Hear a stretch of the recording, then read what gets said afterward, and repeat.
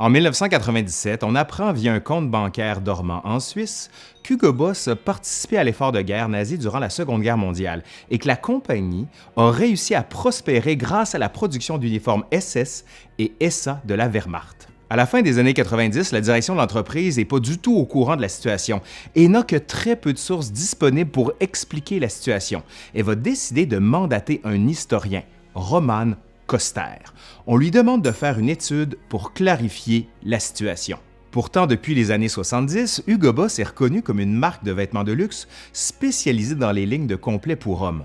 Au fil du temps, elle s'est associée aux événements les plus glamour et aux meilleurs athlètes de la planète. Avouons-le, là, Hugo Boss, c'est un peu la Mercedes du costard. On n'a pas besoin d'en dire plus. Comme dans les pubs télé, on convainc sans rien dire. Le détail est inutile.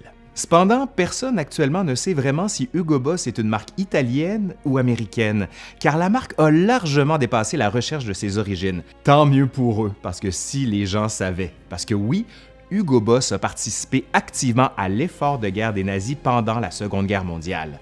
Je vous l'assure, et je vais vous le prouver. Allez, aujourd'hui à l'Histoire nous le dira, quand Hugo Boss habillait les officiers nazis.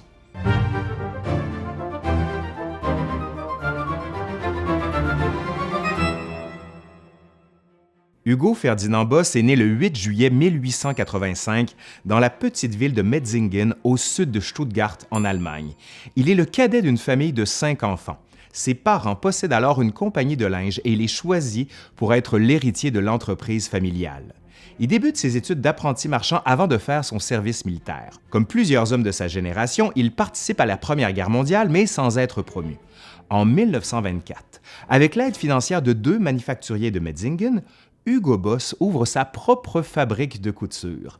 Employant entre 20 et 30 couturiers et couturières, l'entreprise fabrique à la main des vêtements de tout genre, de la simple chemise jusqu'au manteau traditionnel du sud de l'Allemagne. L'une des premières grosses commandes de la compagnie provient du distributeur de vêtements munichois Rudolf Born. Dans ces commandes, on retrouve, entre autres, des chemises brunes destinées aux membres du tout jeune Parti national-socialiste, le Parti nazi. Il est peu probable cependant qu'Hugo Boss ait été au courant de l'usage des chemises, même si dans une publicité des années 30, il affirme produire des uniformes de partis politiques depuis 1924. C'est ce qu'on pourrait dire soit de la publicité trompeuse, soit un gros mensonge. La crise de 1929 va provoquer une fragilisation de l'industrie du textile et la compagnie d'Hugo Boss doit faire face à la faillite. Cependant, en 1931, il évite la fermeture en prenant un arrangement avec ses créanciers. Dans cette même année 1931, Hugo devient membre du Parti national-socialiste allemand, le Parti nazi. Son adhésion lui permet de recevoir progressivement des commandes du parti pour la production de chemises brunes et de vêtements pour les SA et plus tard pour les SS. L'industrie du textile commence tranquillement à redémarrer vers 1933, et ce, malgré les restrictions imposées sur l'exportation de fibres synthétiques et de matières premières par le Parti national-socialiste, maintenant au pouvoir. À partir des années 30, donc, la production de vêtements va progressivement diminuer au profit de vêtements d'ouvriers et d'uniformes militaires. Les commandes d'uniformes pour le gouvernement se font de plus en plus nombreuses d'une part, et d'autre part, ceux-ci sont les seuls produits qui ne sont pas touchés par les restrictions sur les matières premières. En 1938, le réarmement de l'Allemagne est déjà bien entamé et Hitler prépare la guerre. Les commandes d'uniformes bondissent et Hugo Boss est non seulement sorti de la faillite, mais commence à recevoir de grosses commandes pour l'armée. L'entreprise commence alors à produire des uniformes pour l'armée et la Waffen-SS, la branche militaire des SS. Puis arrive la guerre, la Deuxième Guerre mondiale. En 1939, Hitler envahit la Pologne et l'Allemagne.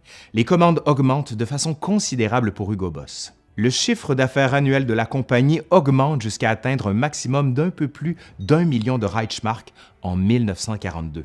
À partir de ce moment-là, son chiffre d'affaires commence sensiblement à diminuer à la suite de l'introduction d'un prix fixe sur les matières premières. Le manque d'employés encourage la compagnie à faire appel à des travailleurs forcés. L'emploi de travailleurs forcés en Allemagne durant la Seconde Guerre mondiale mérite sans doute qu'on y consacre une vidéo en entier. on va le faire éventuellement.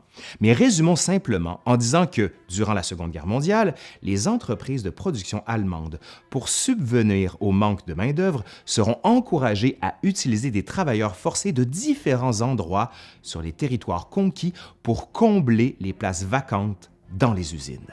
Durant la Seconde Guerre mondiale, donc, Hugo Boss va employer 140 travailleurs forcés, majoritairement des femmes, et 40 prisonniers de guerre français, d'octobre 1940 à avril 1941, ce qui va en faire la troisième compagnie employant le plus de travailleurs forcés à Metzingen. Les conditions de travail des travailleurs forcés vont évoluer au fur et à mesure du conflit.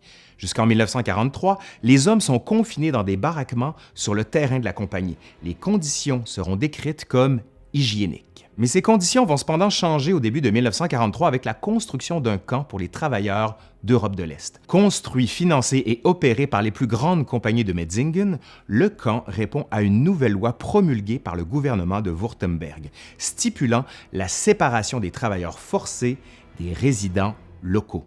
Le nouveau camp va rapidement faire face à des difficultés financières qui vont dégrader peu à peu les conditions d'hygiène et la qualité de la nourriture au fur et à mesure que la guerre s'intensifie. Début 1944, Hugo Boss tente d'améliorer la situation en appliquant un nouveau régime exclusif aux femmes à partir des réserves de la nourriture de la cantine de la compagnie. Plusieurs témoignages, notamment de la part de travailleurs forcés, font des descriptions plutôt positives de la façon dont Hugo Boss a personnellement traité ses employés. Cependant, il existe d'autres témoignages qui dénoncent les comportements agressifs et inappropriés de certains cadres envers les couturières.